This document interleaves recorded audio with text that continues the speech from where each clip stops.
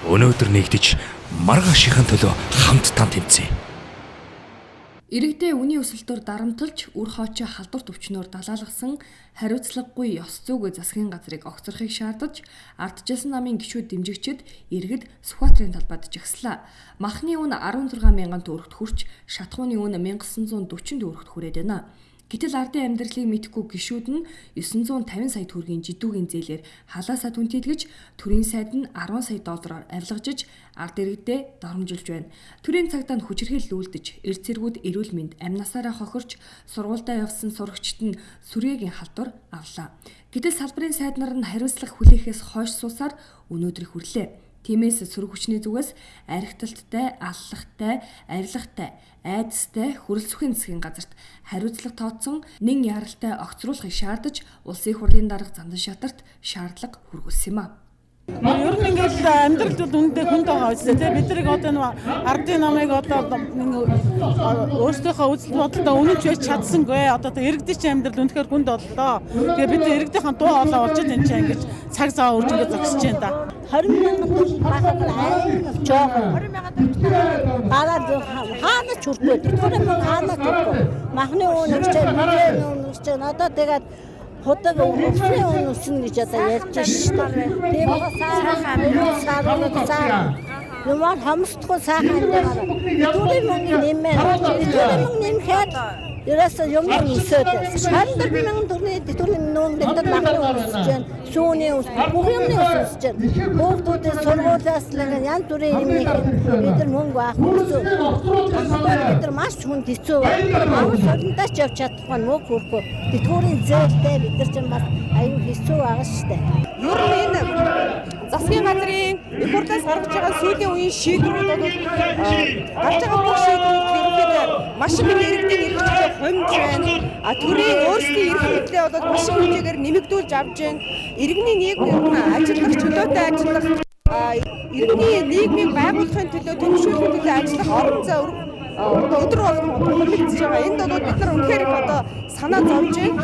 Ягаад гэхээр Монголын ард түмэн үндсэн хуулиндаа бол хүмүүдэг иргэний ардчилсан нийгэм байгуулна гэдэг тийм ээ их зорилгоо болоод хуваажуулаад явж байгаа. Гэтэл өнөөдөр монголчууд ямар нийгэм рүү яваад байгааг илүү их юм гарч байгаа шийдвэр өнөөдөр улсын хурлаас засгийн газраас ч гэсэн гарч байгаа шийдвэрүүд бүрийн дарамтлалыг нэмэгдүүлсэн өөрсдийнхөө эрхийг мэдлийг болоод маш хэмжээгээр хяналтыг нэмэгдүүлсэн юм шийдвэрүүд гараад явж байна. Юмд орж гэж одоо бүр ерөөсөө хот барьж хөрөж дүүрийн маш санаатай шүү дээ. Ийм явуулга үйлдэл тагнуул энэ гэсэн одоо ийм одоо хардлага хоч авсан ийм хүмүүсийг бол нэрээ Монгол улсын төрийн бодлогоос хол байх хэрэгтэй. Энэ засгийн газар бол нэрээ бүрэн бүртгэн нэрээ огцохыг шаарддаг. Ер нь бол эрхчлөлд тавих шаардлагуудаа бид нар удаа дараа тавьж байгаа шүү дээ. Ер нь сүүлийн 3 жил эрхчлөлтөд тооцох хариуцлагыг бол бид нар Арс намын зүгээс чамгүй сайн хийж ирсэн. Бид нар бол хариуцлагагүй анхны концессийн 800 тэрбумын хэрэг холбогдсон Эрдэнэтийн засгийн газрыг огцруулсан. Хоёр дахь засгийн газрыг огцруулах торгон мөчөд үл ойлголцол үүсээд хариуцлага тооцож хараахан чадаагүй. Гэхдээ бүрсгийн засгийн газартай хариуцлага тооцох нь зөв байсан юм байна гэдэг өнөөдөр ард түмэн ойлгож байгаа. Тухайн үед бол нийгмийн нэлээдгүй хэсэг нь бас бүрсгийг бол өмөрч ирсэн шүү дээ. Одоо бол өнөөдөр энэ хүн бол юм их чадваргүй юм байна. Энэ засгийн газар бол чадамжгүй юм байна гэдгийг бол ард түмэн ойлгосон учраас одоо бол бүгд дэмжиж байна. Одоо 4 сарын 5-нд хийсэн жагсаалаас өнөөдрийн хийж байгаа жагсаалд ирж байгаа хүмүүсийн тоо бараг 1 дахин илүү шүү дээ. Тэгэхээр энэ юуг харуулж байгаа гэхээр ард түмний бухимдал улам бүр нэмэгдэж байна. Тийм учраас бид өнөөдөр одоо хамгийн гол юм жижиг сажиг асуудал ярмааргүй. Ерөөсөө л байгуулсан засгийн газартайгаа энэ их хурл хэрвээ чадамжтай юм бол хариуцлага тооцооч. Тийм ээ огцруулаач, чадамжтай шинэ засгийн газар байгуулаач гэдэг ийм шаардлага тавьж байгаа. Хэрвээ чадахгүй бол их хурл өөрөө тараач. Тэгээ ээж тус одоо парламентын сонгуул явуулаач гэдэг ийм шаардлага тавьж байгаа.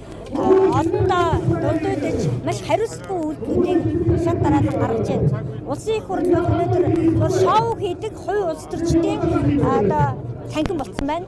Тэнд ямар ч ажил хэрэгч ярихдаггүй байна. Өнөөдөр хүүхдийн баярын өдөр боловсролын баг дунд боловсролын хуулинд өөрчлөлт оруулчаад хүүхдийн хоол хүнс тэжээлийн тухай үйлдвэрлэлийн үйлчлэгээний тухай хуульд өөрчлөлт оруулчаад тэрийг тэр их хурлын эндэг дээрээс гавьяа байгуулсан юм шиг яриа сууж байна. Энэ бол их хурлын зөвөр өдөр тутмын хийдэг ажил байх ёстой. Бүх үйл ажиллагаагаа энэ улс орны хөгжлийн төлөө, хүнийхээ төлөө зориулахгүй үйлдэл болгоно зөвхөн улс төрийн ханжаа, үйлдэл болгоно өөрийнхөө нэр хүндийг өсгөх шоуд болгож байгаад үнээр харамсалтай. Энийн эсрэг бол ард түмэн зогсох хэрэгтэй. Энийн хохирогч нь бол иргэд улс орны хөгжил. Өнөөдөр Монгол улсыг хөгжүүлэх доктортой хөгжлийн дараагийн 10 жил 20 жилийн томоохон зорилтуудыг тодорхойлж чадахгүй байна. Үндсэн чиглэлдээ бид нар төсвийг хөрөнгө оруулалт шиг төсөв нэгсэн барилга байгууламжийн жагсаалтыг батлаад сууж байна. Энэ бол маш хариуцлагатай ажил. Үнээр ажил хэрэгч байдал энэ төрөнд нутсан байна.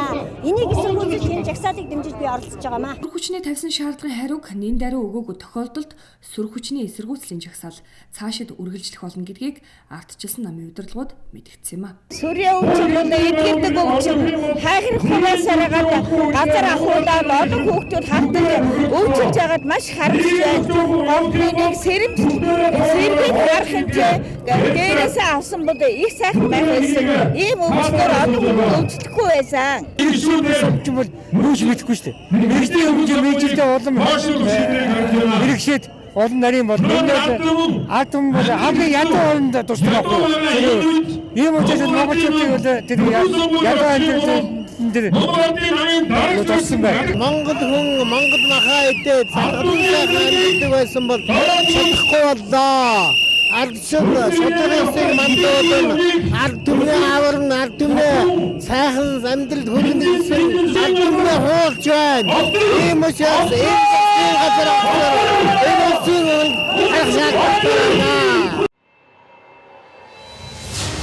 Өнөөдөр бидэнд амьдрах арга байна уу? Ард иргэдийн татвараар дээр мэдэж ашиг хонжоо хайсан төрийн төшөөттэй махны үнэн тэнгэр татсан ч малчин ард нь ядуу зүдрүү. Өнөөдөр амьд явах баталгаа байна уу? Гамшигын хэмжээд хүрсэн халдварыг гэмгүй хань өдмөд ярддаг сайдтай. Энх цагт үргэлжсэн цэрэг хөвгүүдэн эргэж ч харахааргүй салбарын сайдтай. Өнөөдөр итгэл байна уу? Төрийн түвшинд хүчирхийлэгч, төрийн цагдаа нь хүчирхийлэгч. Энэ бүхэн чинь хэрээс хэтрээд байхад их оронч дүртэн сайд та хаана байна? Өрөөлийн биш өөрсдийнхөө үр хүүхдийн ирээдүг хамгаалах цаг нь болсон. Өнөөдөр нэгдэж маргаашийн төлөө хамтдаа тэмцэе.